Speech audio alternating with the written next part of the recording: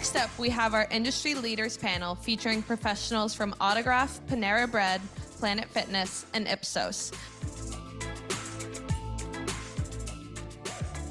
Thank you guys so much for attending our first panel. My name's Anna Pollock, and I'm a student here at Paul College, and I'm a current member of MAC and AMA, and I am just so happy that this event came together so wonderfully. I am now pleased to introduce the first panel with our marketing industry leaders to you.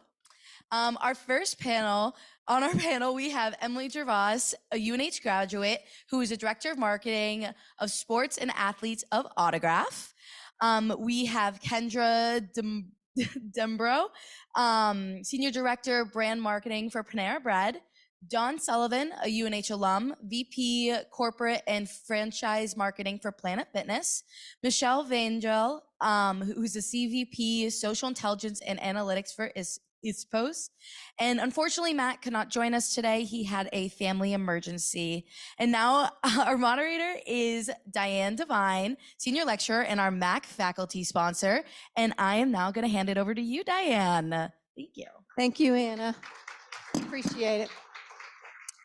And special thank you to our two keynotes. That was awesome. So thank you very much. Wow. What a powerhouse of industry leaders that we have with us today from some of the top brands. We are so excited to have you with us, and thank you so much for volunteering your time. We greatly appreciate that. So what I'm going to do is to start in 1 or 2 sentences. If you could just tell us your name, what company you work for, and the role that you play in the company, and anything you want to tell us about your brand, that would be great. So let's start with Emily. Sure. Hi, I'm Emily Gervais. I'm the director of sports for Autograph, and we're an NFT brand, not to get confused with Autograph hotels. So we're in the Web3 space, and I oversee all of the marketing for sports, athletes, teams, and leagues. I oversee all of our campaigns for the sports products that we launch. And you work with Tom Brady? I do. He's a co-founder of Autograph. Woo! Go ahead, Dawn. Hi, everyone. I'm Dawn Sullivan. I am the VP of Local Corporate and Franchise Marketing at Planet Fitness. And we are the largest fitness brand in the world. Very exciting. And I work directly with our franchisees. The majority of the gyms you see out there, we have over 2,400 across the US and international, are franchise based. So working directly with them to execute their local marketing. Thank you. Hi, I'm Michelle Vangel. I am with Ipsos, which is a global research market leader headquartered in Paris and in New York in North America. I started January 3rd, just a few weeks ago, feels like yesterday, but I am heading up a new service line that brings together social intelligence technology and analysis. It's a new job for me, but I've been in the space for about 15 years, and it's super fun and fascinating to be analyzing the world's largest focus group online, kind of, and getting inside the hearts and minds of consumers. And you came from Brandwatch, right? I did, yes, I came from Brandwatch. Yeah.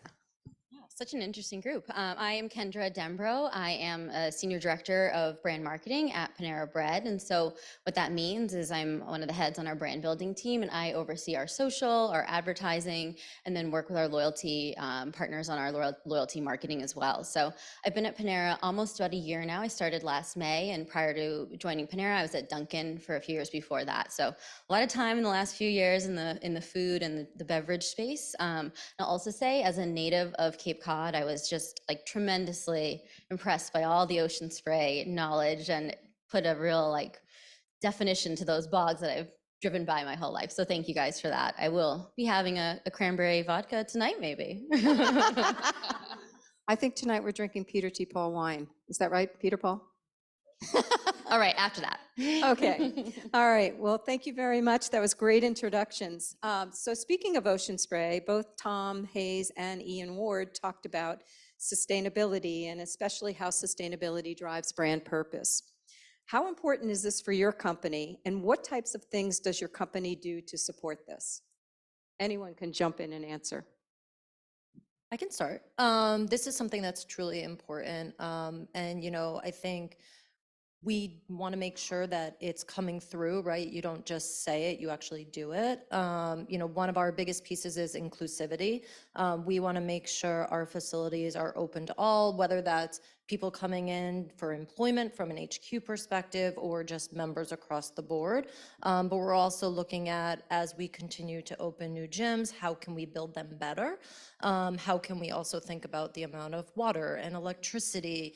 When we, re-outfit our clubs, what do we do with that equipment? How can we think about how that gets recycled, et cetera? So I would say it's, about people, it's about earth, but it's very important. Great. I can go. So we create NFTs at Autograph, and just like any other product, it requires energy to create.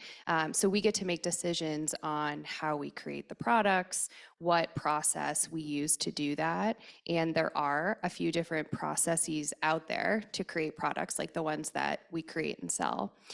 So the technology is brand new. Our company is only about 1.5 years old. And as you all know, the Web3 industry is fairly new also.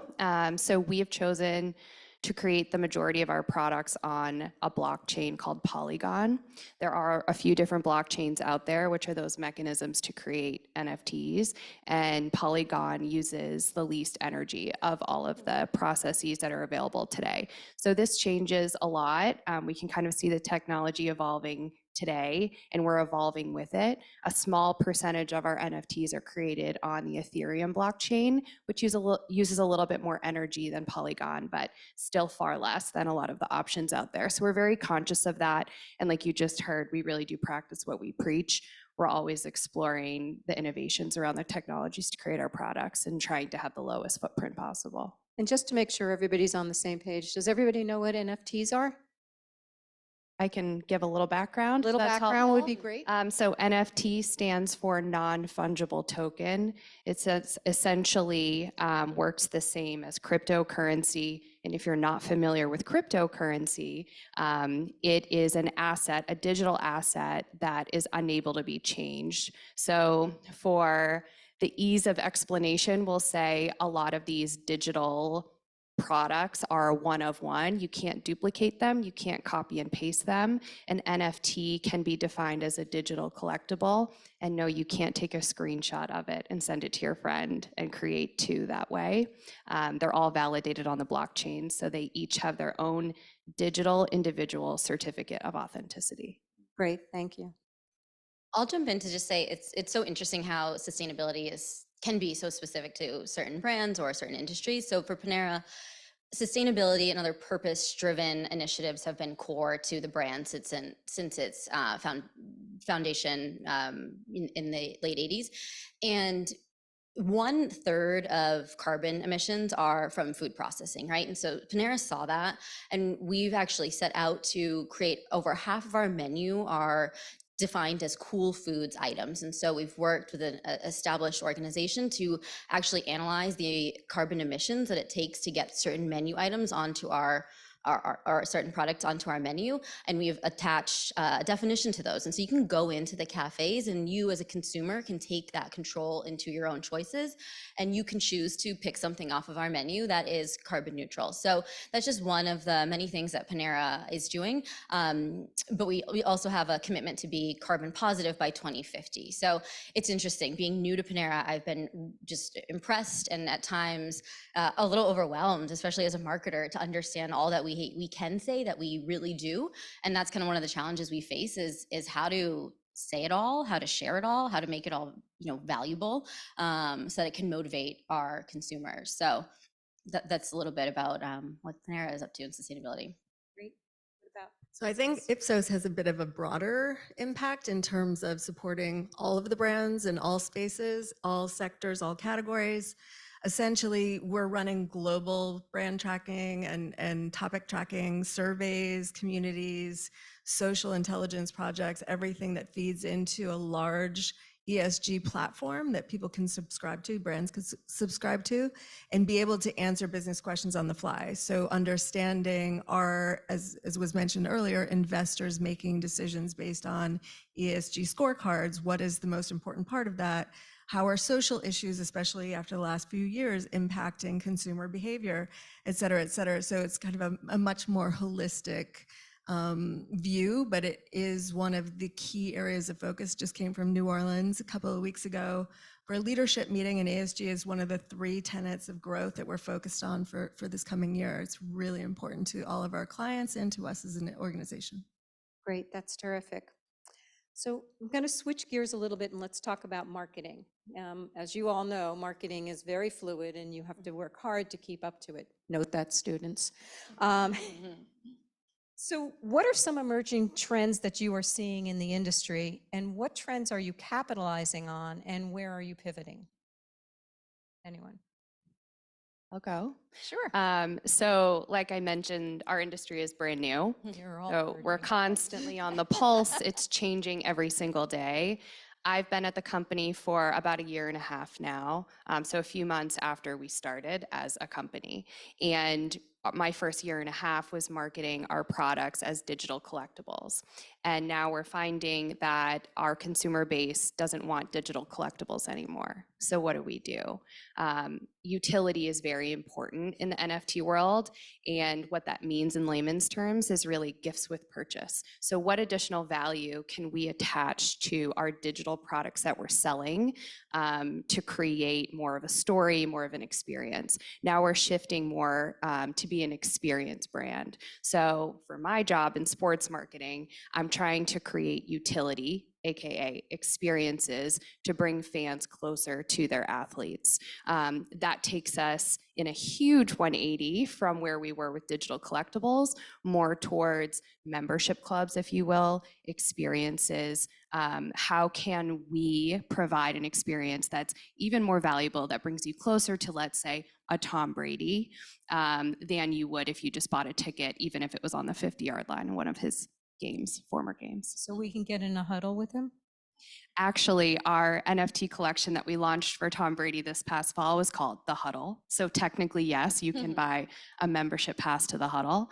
And our culmination event, which is one of those major utility points of that product, is a party with Tom Brady in 2 weeks. So yes, you could be in a huddle with Tom Brady. Awesome. Anyone else? Sure. I would say, especially coming out of COVID, and I hate saying that word, but we had to rethink, with some of our gyms either having to close or, there were restrictions on how many members could use the gym at a time. People weren't necessarily feeling comfortable. That really forced us to accelerate our app. Well, we had an app, but it was a app, right? How did we add more content? How did we get more members and members engaged? We started selling our app just as an app-based fee versus having to be a member. And we saw some people start to come in there and then ultimately become a member of our brick and mortar facilities. We've expanded, so now, there's perks on there and different things that we just relaunched a couple months ago, where non-member experience is very different, right? You get access to some of the different content because we're hoping that that will increase our overall engagement and then ultimately get people to join. So I think as we think about how our shift has gone more towards the younger generation, the way people want to work out and engage with brands has changed. We're really trying to make sure that that's really coming through. Right. I was going to say, I think talking to marketers that over the past couple of years, we've seen some real themes emerge in terms of being to make really agile decisions with real-time data is really, really important. All of our clients, whether it's automotive or Facebook or Twitter, whomever we're talking to, it's understanding the cultural moments that are emerging and how do various audiences and personas react to those cultural moments and what's the opportunity. So it's moving way faster than it's ever moved. Being able to put, a survey out into the field and get results back 6 months later isn't working anymore. And so we just have to be able to find ways to get answers really, really quickly and to be able to make decisions on the fly. Yeah, I mean, in my world, like trends, there's so many things come to mind when you think about that. Like one, from a product and a business perspective, Panera's launched an unlimited sip club program. And so what that means is for a flat monthly fee, you can go in unlimited times per day and refill your drink. And so leaning into the trends of subscription and convenience and getting back out of the house after COVID, that's one thing. And then very much focus in the social space, influencers, right? Like obviously influencers will probably come up 1,000 times in this panel today, but really focusing on the way that the influencer space is changing. And Diane and I were talking briefly before about de-influencing and the trend. And, I'm sure every one of you is, nodding like, yes, because you see it in your own feeds, but this kind of rebellion against this perfect influencer persona and really pushing back on being more real and being more transparent. And you see Michaela, for instance, like she's almost canceled because of her lack of transparency with some of her brand deals lately. And so for our team, leading our social initiatives, it's really interesting from a marketer's perspective, because what that means is it's a little bit scary, right? That means we've got less control. That means we're not going to have videos that are polished and produced and say all the right things. We have to get comfortable with that honest reaction, and so that's kind of a trend that I think we're learning how to pivot with, really in real time. So it's another one that's just top of mind for us in the moment. I was gonna say, you summed up so many of them. Like convenience is a huge motivator of consumer behavior right now, as is sustainability, as is value. I mean, the economy and inflation, filling your cup up all day is really appealing to a lot of people. So I think that just really cements kind of what we see as well. Yeah, and the next thing we were really going to talk about is some of the tools and tactics that you utilize almost in every day for your marketing. And we just talked a little bit about influencers. How many of you use influencers as part of your campaigns? Yeah. And Michelle, you do a lot of social listening, right, for your clients. We're measuring the influencers. They're measuring them. Does everyone know what the de-influencing camp? Have you all seen what we're talking about? Some of you. Okay. Do you want to just explain that a little bit for us? Yeah, I'll try. I mean, I think it's really just a shift in the way audiences and followers are connecting with the influencers, right? And so influencing was all about a positive recommendation or reaction to something, right? And now it's like the real honest answer, or the showing the pros and cons of a product, and kind of really like that honest review is kind of where the space is heading. Anyone feel free to layer onto that. That's kind of how we're seeing it right now. Yeah. Are there other tools and tactics that you utilize almost in a daily way that you want to talk about? I mean, digital strategies, anything of that nature, or brand partnerships, maybe some global strategies. How important are any of these, or even social media for that matter? Yeah, I think social media is our main marketing channel. When we launched Autograph, we sold our NFTs on DraftKings because we didn't have the technology or the platform to sell our products on our own website. It takes a lot to be able to sell those types of products. Now we've built our own platform, so we're leveraging a lot of the new technology to be able to sell NFTs, which is not as easy as setting up, let's say, a sales platform on like an Instagram, right? So now we're shifting to leverage more influencers strategically, because our main marketing channels are on social media, so that we can reach interested audiences very quickly. And those platforms like Instagram and Facebook are now leaning into offering direct to consumer sales for NFTs on their platform. So we're sort of working with platforms like that to try to develop the technology in tandem and launch it in real time. Right. And Dawn, you do a lot of franchise marketing. So some B2B there, perhaps? Actually, not as much. Oh, I think great. the hardest part with B2B from our end is because we are so affordable, there's not as much of a discount that you can give to another brand to actually get them to encourage, which our franchisees still love to go out and do it. But I would say, we really go after the 80% of the population. So I think one of our biggest brand pieces that we're trying to pull through is working out is not just about the physical piece of it, right? There's the whole mental side of it. It's that feeling. I'm sure you guys have seen some of our ads recently, right? Right now we're focused on energy and the energy you get after working out. You don't need to be full of energy to work out.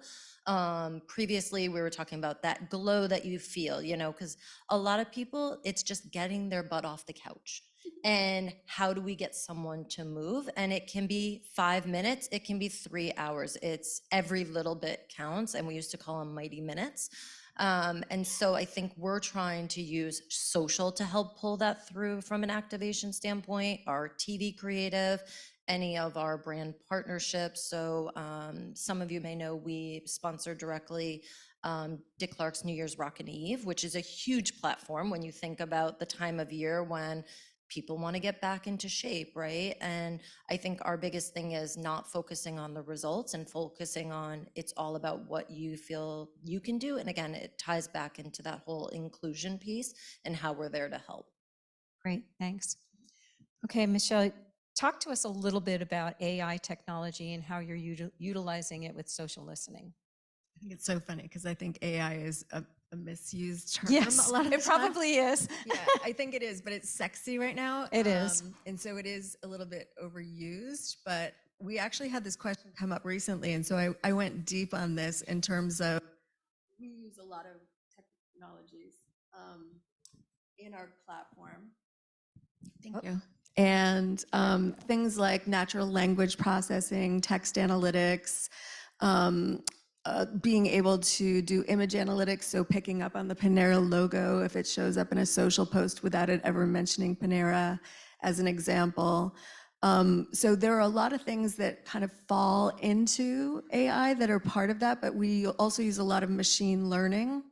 And then we use a lot with this is one thing that's shifted. I used to work at Brandwatch, which is the market leader in the space, but now being part of a research company versus a technology company, it's really interesting because there's so many research frameworks and methodologies that Ipsos brings to the table, like correlation mapping and topic modeling and things like that really bring a lot of insights to the table, but it's not technically AI.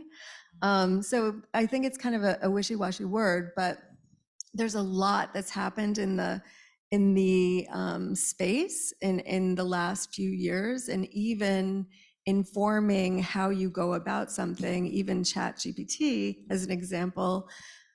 Okay, today we're working on a project for erectile dysfunction. And this 23-year-old girl is working on it. It's like, okay, maybe just using ChatGPT will be better than you going online and digging deep on this topic. And so she's digging in with that and getting back all of the ways that people talk about erectile dysfunction. But that can save a lot of time and being able to quickly do work that we would be paying people 8 hours to dig into. So it's pretty amazing.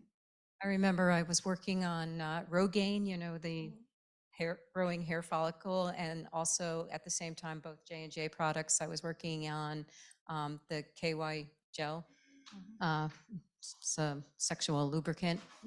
And because I was looking up so much on Google, competitive information, I remember coming to class one day and pulling up a YouTube video, and there are ads for Viagra, and I had to excuse myself and say, I'm sorry, Google thinks I'm a horny old guy with no hair at this time because of all the competitive work that I was doing. It's just like awful. You should see the kinds of topics that we dig into. It's like one guy today said, I'm going to tell my wife this is desk research that I'm doing. Yeah, Really you have to do that, and you have to clean your cookies every once in a while. So go ahead, Kendra. Yeah, I mean, that's super interesting. We've been thinking a lot about ChatGPT, trying to figure out what the way to utilize it is. So it's an interesting example. In our position, creative advertising, brand building piece, we are taking in a lot of different data from a lot of different tools. And so absolutely social listening, we have a daily trend report that we're seeing that's scanning not only tagged content, but untagged content as well, it's just tremendous for our team to be able to see at that pace. And, mining a lot of business data. So like fairly real-time weekly product sales data, and we're taking all of this into consideration as we think about the messages that we're putting out there, both in kind of a more real-time format on social, and then longer term our more traditional advertising, like our TV messaging and our out-of-home and things like that. Great. So I'm going to key into what you just said, and data. How important is data for you, and how does it help you drive your decision making that you have to do? It's very important. I think it's the filter that I'm sure everyone on this stage makes decisions through or wants to make decisions through. We're actually in the process at Autograph of collecting what data we're allowed to collect to figure out how to make those decisions in the future. So this past year and today, it's all about A/B testing really for us. Legally, we really can't collect a lot of data on our audiences, so that makes it really challenging for us. We can monitor our social analytics and make decisions on our marketing based on that. We can monitor the types of marketing campaigns that we're launching and compare that with our sales at that time and try to identify trends through data. But we're really in the data collection time right now for our business. Yeah, I would say we use data a lot. Luckily, we have the benefit of our member information, right? Which is also a little scary because there's the PII component of it. But really using that to understand who the members are, when are they coming in, when are they using the clubs, what areas of the gym are they using, what are they doing outside. So again, it helps us expand our value to them beyond the four walls. But when are we promoting memberships? What type of memberships are we promoting? What do people want? We're using data a lot. You're all about data. All about the data. But I would say, I don't even think that it's just a marketing function priority. It's across the entire business. Like, you can't make a decision to increase headcount. You might think, oh, we really need to hire someone, but unless you have data on utilization and what your book of business is and what you need to support for the next 6 months, you're not going to be able to hire anyone. It has to serve as the foundation for every decision throughout the business. But I think what's harder, and I don't know if you guys see this as well, but especially younger employees that we have, it takes a lot of time to be able to connect the data to a business outcome and being able to think about what does this mean in terms of dollars saved, dollars earned, acquisition of new eyeballs or new clients, just being able to tie it to a specific business outcome. And I feel like if there's one thing I would love for everyone to graduate with a sense of is being able to understand how one decision or one function impacts what will happen, whether it's within your own organization or whether you're working with clients and need to be thinking about what's in it for this company, but also this person that I'm working with, what's their personal value, what's the impact that they need to show to move within their own organization. I just feel like that's a gap currently. Yeah, I mean, I think that's a really great point. And I feel like if anything, like,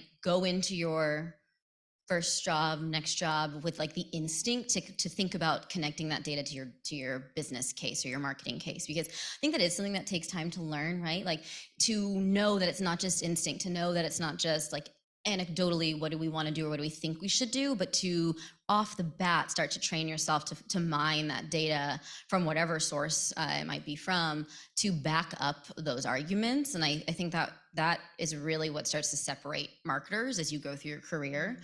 So it's a great point. I agree. I wish we all could have like a better foundation on that as we enter the marketing career force. Well, and it's funny, Kendra and I were talking at lunch about, I work with franchisees currently, she has worked historically, and credibility is one big piece, right? To get them to buy into what you're trying to sell them, because we're not just trying to sell members, we're trying to sell them to do what we're asking them to do. But there's a lot of things that we've done throughout the years. I've been with Planet Fitness for a very long time. And you're one of the original members. yeah, Cool. I started in middle school, guys. It was before I came to UNH. No, but seriously, like, there's a lot of things that we did that were just built on what we, from our gut thought was the right thing, right? And the fact that now we have even more data to back up those things is only helping us be stronger partners to the franchisees to help them make sure they're making the right decisions for their local markets. Great. So let's talk about something fun. Are you working on any kind of marketing program, or have you in the past worked on something that you're really proud of and you thought was just like spot on? I can start. I'll talk about something that we just recently did about, I don't know, 3 weeks ago, and I hope some of you have seen it. Panera launched a baguette bag, and it was inspired by the Fendi and other fashion house baguette bag that were really popular in like the late 90s, early 2000s. And so we did our own twist on it. And if you to picture it, it's a handbag, a purse, little bag that fits right under your arm. And it was inspired by our new toasted baguettes and obviously our bread and baguette heritage. But what was really we're really proud of what clicked in that idea was, one, the timing, right? So there's definitely like a trend towards like 90s and nostalgia right now. We've seen that for like the last year or so. New York Fashion Week was a couple weeks ago, and we launched it right at that time. So we actually had unpaid fashion editors wearing this bag around to the New York Fashion Week shows, which was incredible. We seeded it with influencers, paid influencers as well. But we saw over 3 billion impressions off of that idea across PR, across social. And I won't say an exact number, but I'll tell you the investment on it was minimal, like compared to what we what we would spend on other things. It was super small. So we were really proud of that. It was for a lot of us, I think probably the moment in our career where it felt like we kind of got that virality that you quest after. But it was really like an example of a good idea that was a simple idea and the right timing to make it go big. So that was one that we've just been really excited about at Panera the last few weeks. What a fun idea. Yeah. That is brilliant. And it's like the simplicity of the idea. And that's like a lot of times what you'll find, right? Sometimes there are really clever ideas and you listen to them and you talk about them, you're like, oh, that's really clever, that's interesting. And then if you had to explain that idea to someone, you start to get tripped up, right? And you got to kind of go like lily pad almost, like it's this, but then it's this. And that idea is just so simple. You can explain it to anybody can understand it. And I think that's like a really great filter for a smart activation or a smart marketing initiative. Do you have one of the bags? Not yet. I will though. There's one with my name on it. Oh, this is just a fun fact on the bag. We sold them, we wanted to make them really accessible. So we sold them for only $35. They actually cost more than that to make. We sold 600 of them. They sold out truly in minutes.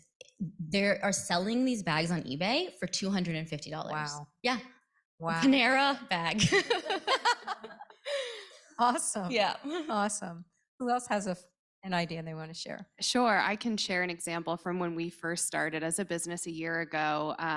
We sign athlete partners, just sort of how like any apparel brand would sign an athlete partner and create a collection for them and sell it. One of our partners is Derek Jeter. We were launching the Derek Jeter collection a year ago. And because we face this challenge of we're selling a product that people don't really know what it is, we have to sort of pair our marketing campaigns with educational content or informed content. And a lot of our consumers right now are in the crypto space, and we're trying to shift toward targeting that fan, pulling at the heartstrings of specific athlete fans or team fans, like I mentioned earlier. So we reached out to Derek Jeter's core fan group. We had them write letters to Derek Jeter, and we wanted to share those letters with Jeter in a public way. So we decided to project them on a billboard in Times Square during New Year's Eve. So those letters were shared with Jeter that way. He responded to it really well and loved it. The whole world got to see it, and it was attached to our brand name. So we launched educational content on our website where people were driven to after they read the letters on the billboard, so that we could share with them who we are and what we do. And then we, of course, sold out the collection in minutes. We had a little bit of a higher marketing investment than the Panera idea, but because our advertising flight on the billboard ran all the way through New Year's Eve, we decided to then make it a brand campaign, and we projected our top collectors' names on the billboard, which ran in the background of the ball drop. So again, we're sort of, I guess, compacting value and bringing that value back to our consumers and sharing this utility or gift with purchase just for being a collector of autograph. Great. Anything you want to share? We've all seen the New Year's Eve purple and Oh, it's amazing. Yeah. You would not believe the New Year's Eve hats are already being designed for next year because it takes so long. But I would say New Year's Eve is our biggest moment where we can go big, right? It's a sea of purple and yellow. It's amazing. And we definitely see the benefit of it.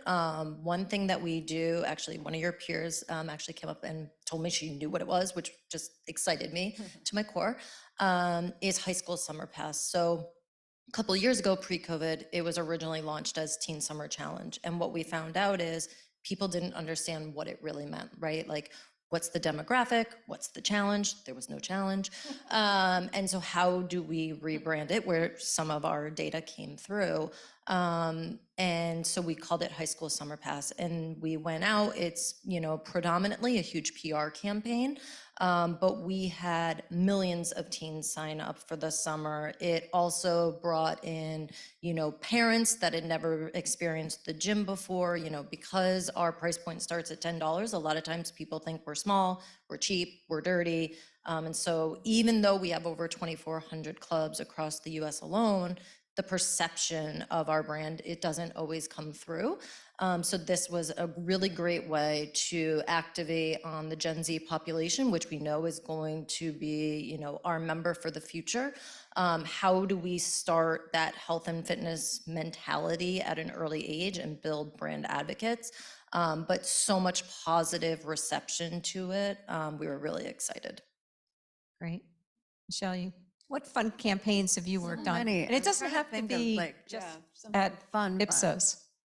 No, I mean, there's so many things. We do so much in terms of innovation and helping clients, re-examine the way that they are delivering a product or innovating on what the challenges and pain points are, whether that's tech clients or we've done a lot of work with automotive and sleep. And, you talked about J&J. We do a ton of stuff with like formularies of medicines and, people want to take everything in a gummy now, just spoiler. But, that's exciting. That's fun. We do a lot of kind of monitoring and measuring social campaigns and so forth. So we've seen some brilliant things. Of course, I can't think of anything like really exciting at the moment, but I would say we do more on the consumer insight side and not focusing on social alone, but informing social strategy from that work and then kind of monitoring and measuring, how does that play out? But yeah, all kinds of interesting things. We helped P&G uncover and discover that people with natural hair were using conditioner as a shampoo, like lots of off-label usage for stuff comes up in social. So then they developed a product which was a conditioner to cleanse natural hair, things like that. Lots of interesting things that come up. It's never boring, analyzing social, never ever boring. But everything from toenail fungus to erectile dysfunction to Never shampoo, boring. to Never. a lot of EV work over the last few years with automotive, things like that. Great, thanks. As an industry leader, you've risen through the ranks. What do you find now is most rewarding about your job? And conversely, what are your pain points?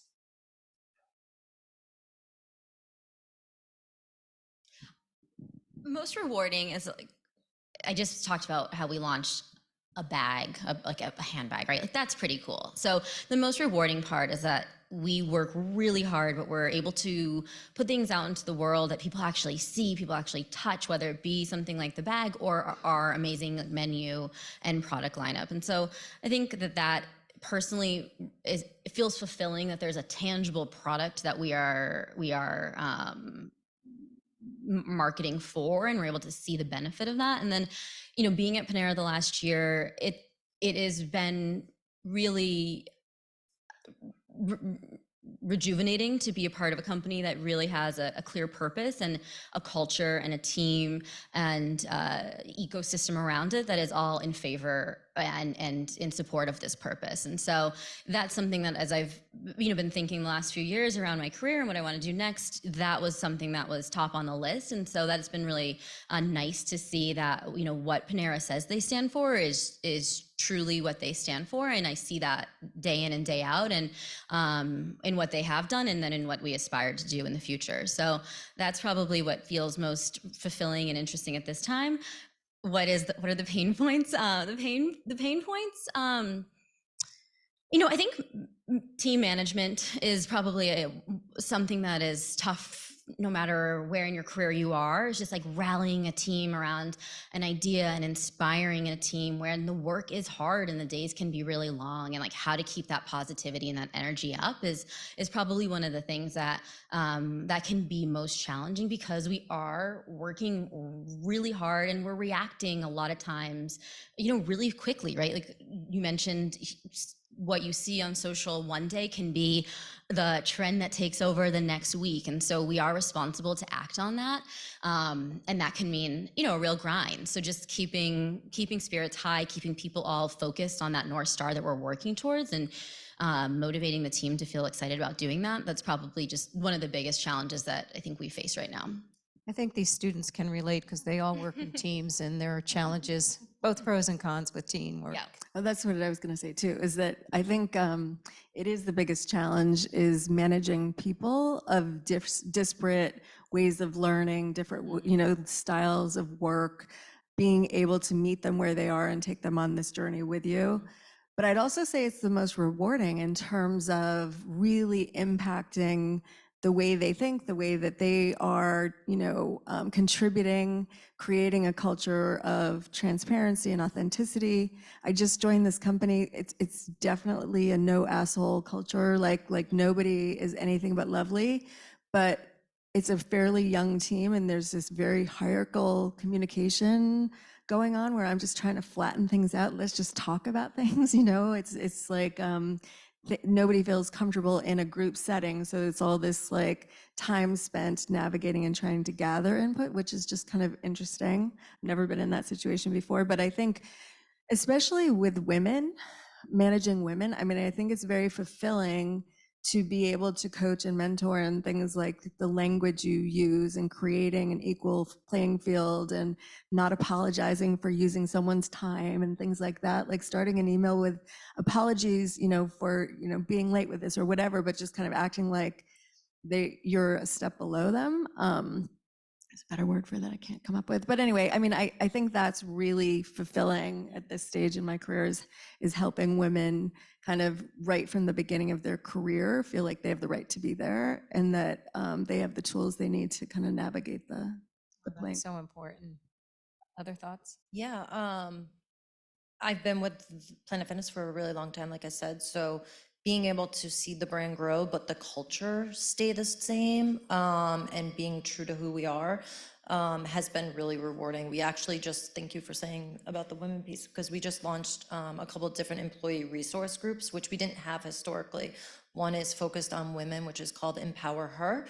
And we have another that's focused on, families and trying to survive in the workplace with a family. And I think the fact that the company is recognizing these things really instills a lot of value in why I love this brand and why I've worked for them for so long. I would say challenges definitely always with your team, but also with, I guess my extended team is my franchisees, right? And having to manage, this is their business and their livelihood, and how do you keep them happy, but also make sure they understand what you're trying to execute is really trying to help them grow, and their businesses prosper. So I would say that would be my biggest challenge. Great. Yeah, the most rewarding thing for me at Autograph and the majority of our companies working for a tech startup. So we have under 100 employees. We're brand new. We're working in a brand new industry. Our products I think the statistic 2% of the world knows what an NFT is.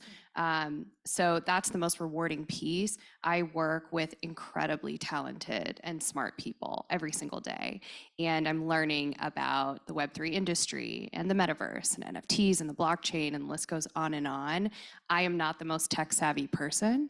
So the most rewarding piece for me is being immersed in all of this every single day. For example, we have every Wednesday is Web3 Wednesday at Autograph internally. So the experts on certain topics in our industry teach us about these topics, whether it's how to create your own wallet, how to buy an NFT, more advanced topics. And one of our leading investor groups is Andreessen Horowitz, aka A16Z. And if you're not familiar, they're very involved in the Web3 space.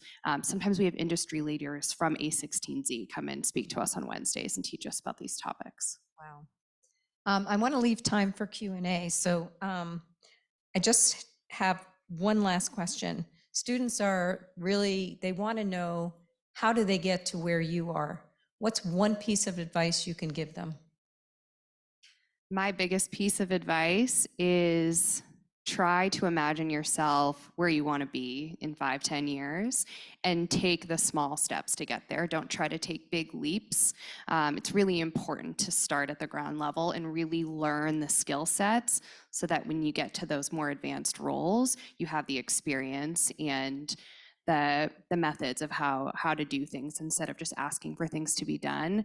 And just because you might not have that major that you wanted, or you might not have the grade that you wanted, doesn't mean you can't get there. I couldn't get into the business school and I went to UNH. So that's one of my favorite stories. I really envision myself where I am now, and I took the steps to get there. So you really can do what you put your mind to. Great, thank you.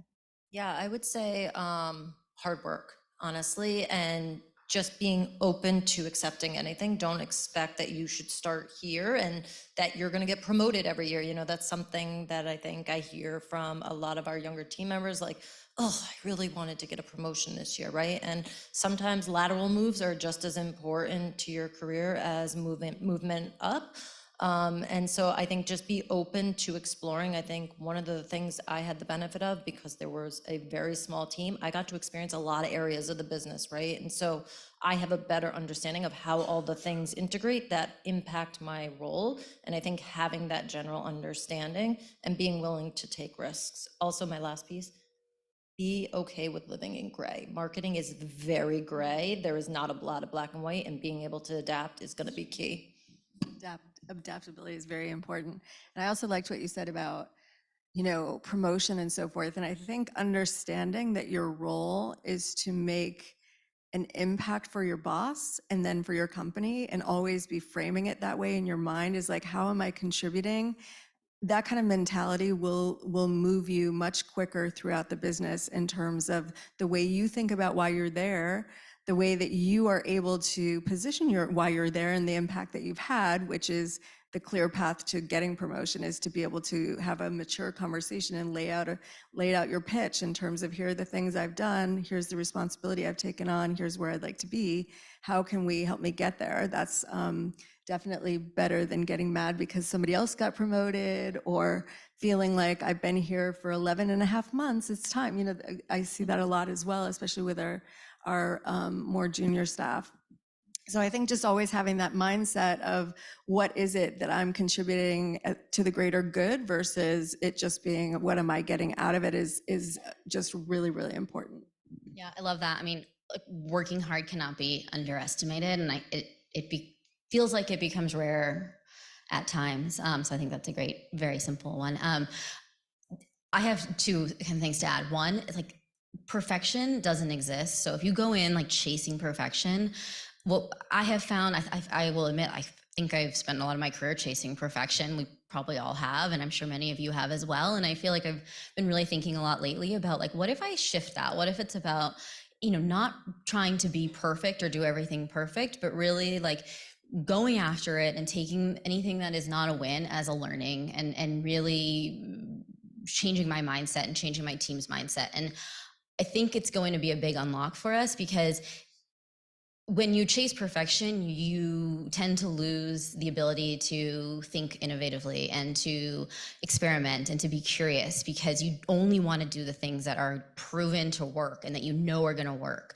And as marketers, we cannot afford to not try new things. And so it's a balance, right? I'm not saying that, certainly like the quest for greatness is absolutely the charge, but like losing the idea of perfection, I think might be helpful. And then the other thing, just, feedback, like getting comfortable with taking feedback and looking at feedback as a gift, and also again as just as a way to learn. That's another simple one, but I think it's true. I think it's really hard to take feedback. It's really hard to give feedback, and like practicing, especially as you wrap up your time at university, like being mindful of like practicing that skill and like really taking in feedback that's given to you. I think that can be a really critical skill to have as you go through your career. So these are all fairly fundamental, but they really are critical when you're in it. Or asking for feedback proactively. Sure. Like I'm open to it. It's welcome. I mean, that changes the game. Like, Questions from the audience? Brooke, down here, Emily.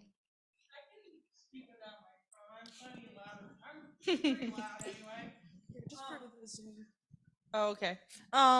So for Planet Fitness, I really liked the teenage thing too, especially given all those statistics on childhood obesity. I think you should expand the age range from 14 to 19 to like maybe younger through undergrad graduation age.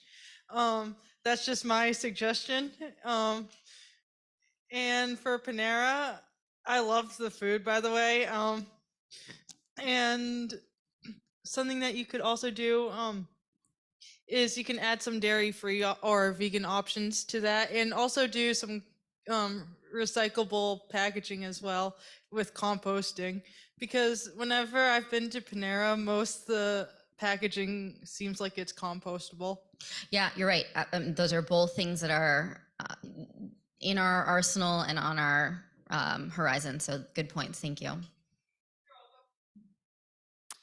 Hi. So just with the last question you guys were answering, Emily, I think you said, picture yourself 5-10 years from now and take those small steps.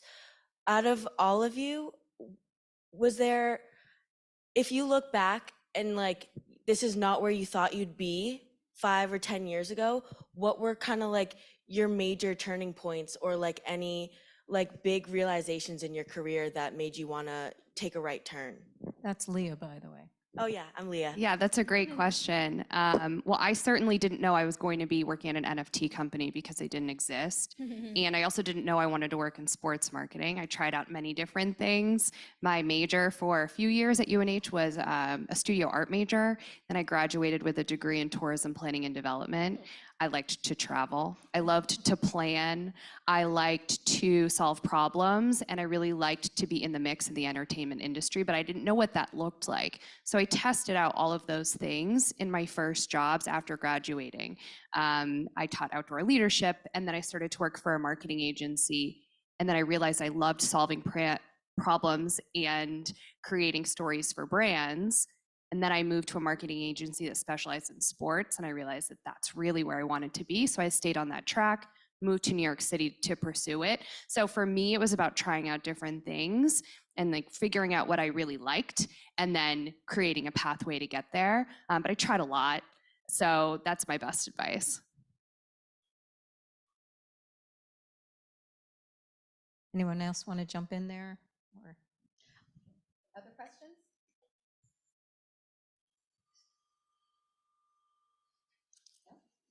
come on up, Anna. Oh wait, one more question. Sorry. All good. Hi, I just had a question about privacy's been getting really big and very popular nowadays. So I was just wondering how that affects like the collection of marketing data, especially because like it's more of like a sense of security thing. So how do you guys like balance that privacy and data collection? We collect a lot of it, and our legal team and data teams are all over us about making sure that that data is safe and secure. And we have really strict data agreements with all of our vendor partners, because I think even more so just how we use it, how our vendors are using that data is really hard. But it gets increasingly harder, and the restrictions just continue to get tighter. We don't collect any data, which makes things really challenging when you're leading marketing strategies. But shout out to our legal team who would love that answer. It makes it really hard, but I'm sure that will evolve as the industry evolves. Right now, we are avoiding it and just sort of taking a step back and seeing what happens with the landscape. And I'm sure that we will create opportunities to collect data in the future. But in marketing for large public-facing brands, you have to use that data strategically. You can't just ask someone what their birthday is to have that data. You have to have a plan to use that. So we'll create those plans in the future and use it. But right now, we have nothing. So we collect a lot of social discussion, which is a very controversial topic, but we are very, very serious about compliance, and all of the content providers are also very, very serious about compliance. So anything that is a sensitive topic, anything having to do with sexual orientation, potential violence, legal issues, anything with governments and things like that, mental health issues, et cetera, we will not pass along people's names to any end users of our technology. So we may analyze it and aggregate it and provide insights for anything that's super sensitive, but everything has to go through a use case approval, and it has to go through Twitter pre-Elon Musk, there was a whole department that basically all they did was just approve or deny different use cases of what brands wanted to do with social data. So there's a lot of attention on it and a lot of red tape to go through to be able to be approved to do things. Great. Well, thank you all very much. Turn it over to. You get gifts. Thank you so much. Nice of you. Thank you very much. I know. Okay. See what I can do. Yeah, it's real. I know. I wish. Thank you all so much for this great first panel. Listening to all of you was so insightful and inspiring. And we can all strive to be industry leaders like you guys someday. Thank you so much for sharing your expertise and being a part of this year's SMAC. Next, we have our second panel where recent college alumni will share their experiences. Following our second panel, there will be a networking event in the Great Hall. Hope to see you all there.